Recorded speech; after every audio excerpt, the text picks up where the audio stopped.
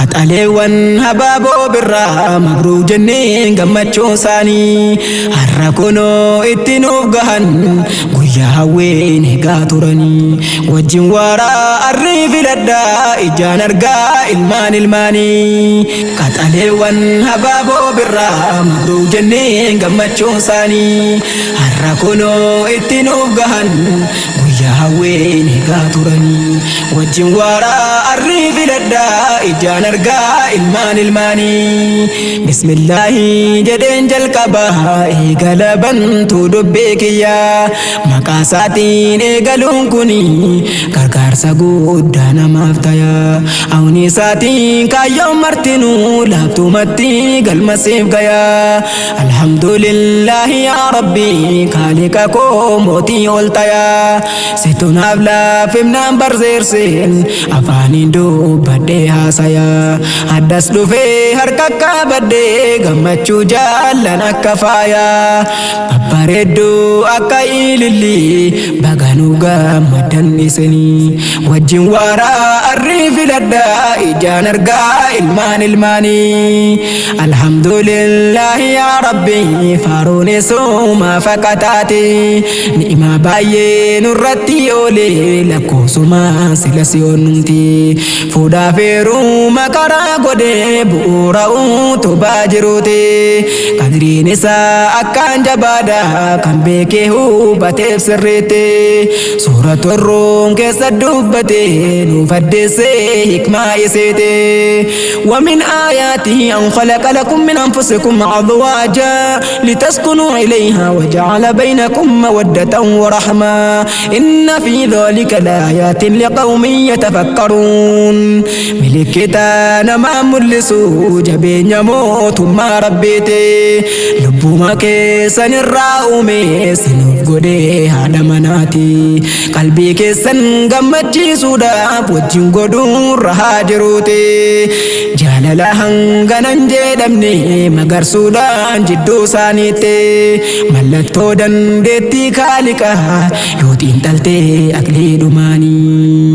wajjin waaraa arrii filadhaa ijaan argaa ilmaan ilmaanii qaxaleewwan habaaboo birraa mabruuk jenneen gammachuu isaanii har'a kunoo itti nuuf gahan guyyaa hawween eegaa turanii wajjin waaraa arrii filadhaa ijaan argaa ilmaan ilmaanii har'a wanni waliin qabamneef dabalaa sheetan lamaanii jira daangaa rabbii eeggachuuf haraamarraa of tiksuu isaanii gammachuu isaaniirraa qooddachuu walgeenyarraa dhiiraaf dhalaanii baay'ee tokko namatti tola gajjaaramuun jaallan lamaanii hawwiin jira kan yeroo dheeraa guyyaa addaa galma gahuuni sodaa jireenyaaf harkan laannee kaaliqa guddaa abdachuuni in yakunuu fuqaraa yugniihumullahu kan dubbatee quraanumanii yoo duraan miskiina taatanis nan duroomsaa bultii jaarraanii nabiyyiin sadii isaanii mee sirriitti ibsee bayaan suudaanii nabiyyiin sadii isaanii mee sirriitti ibsee bayaan suudaanii nama sadii rabbiin of qabee gargaarsumaan ta'aaf jeenii tokko kan fuudhee gajjaarame haraam zinaarraa fagaachuuni dabalamtoonni guyyaa har'aa baala maraa maanu goomsanii wajjin waaraa arrii filadhaa ijaan argaa ilmaan ilmaanii fuudha jechuun waa laaftuu miti sadarkaansi guddoo dhakkaanii jireenya kee suphee miggaaraa milkeenyumaa biyya lamaanii ibaadaaf diinqan kee guutame fayyaa ta'uun bareesumaanii hadiisumaa keessa dubbate nabiin rabbii kan nuuf himanii namni fuudhee eeggachuuf jedhe haraam badduu tikfachuuf inni walqixaa imaanaa argataa xumaaniinaa qaamaaf qalbeeni rabbiin sodaadhaan argatu ibsitti immoo hafte kaansanii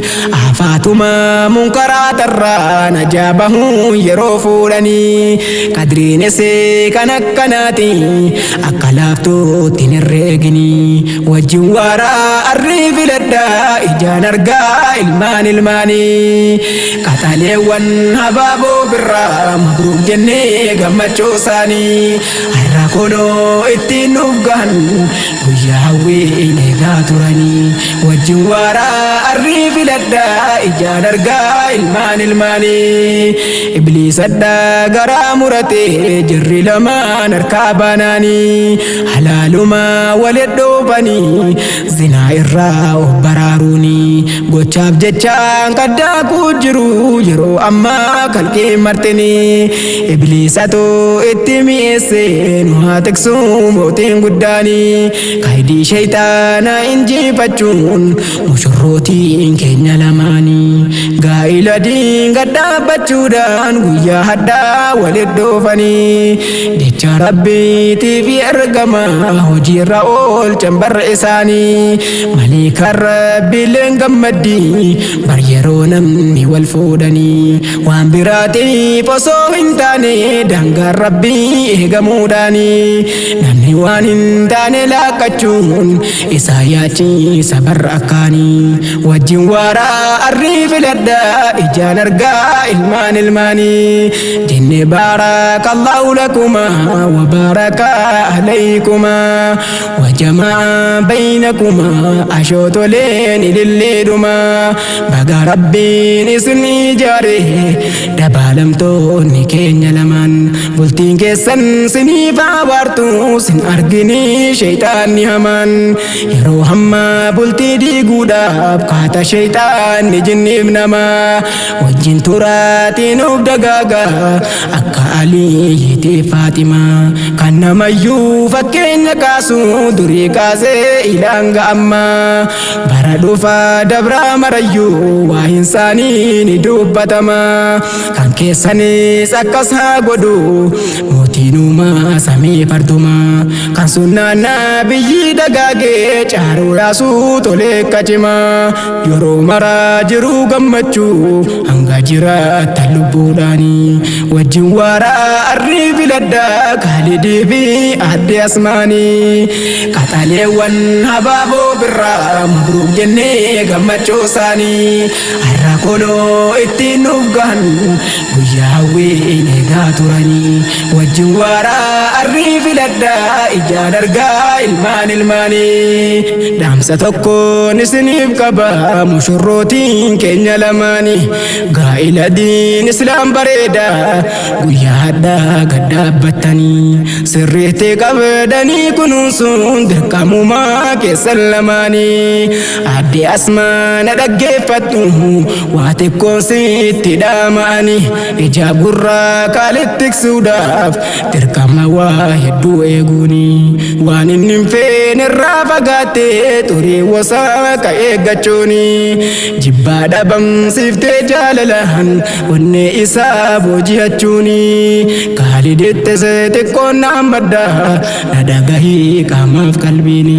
simarratti amaanaa beekii haddarraa eegaltee asmaanii firoos tasiif irraa lakkiftee haadhaaf abbaa obboleeyyani kan turaan siif alagaa turte si godhattee dhiigumaaf foonii amanamaa isiidhaaf tahii karaa barbaachisu hundaanii nabiyyiin amanaa dhaammatan osoo sakraatatti jioranii boruu gaafatamuun shakkinii amanaan isaa sarkabbannaanii wajjin waaraa arrii filadhaa kaalidii fi adde asmaanii qaxaleewwan habaaboo birraa mabruuk jennee gammachuu isaanii har'a kunoo itti nuuf gahan guyyaa hawwiin eegaa turanii wajjin waaraa arrii filadhaa ijaan argaa ilmaan ilmaanii qaxaleewwan habaaboo birraa mabruuk jennee gammachuu isaanii har'a kunoo itti nuuf gahan guyyaa hawwiin eegaa turanii wajjin waaraa arrii filadhaa ijaan argaa ilmaan ilmaanii wajjin waaraa arrii filadhaa kaalidii fi adde asmaanii